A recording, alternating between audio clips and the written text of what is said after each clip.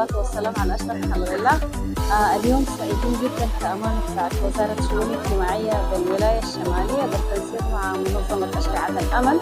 يتم توزيع دعم نقدي للأيتام بالولاية اللي هي تحمل كثير من الفئات، أسر شهداء وأيتام من أسر أخرى، اللي هي بواقع 216 لليتيم لعدد 54 يتيم في محلية ضنقلة بمبلغ 11,664,000.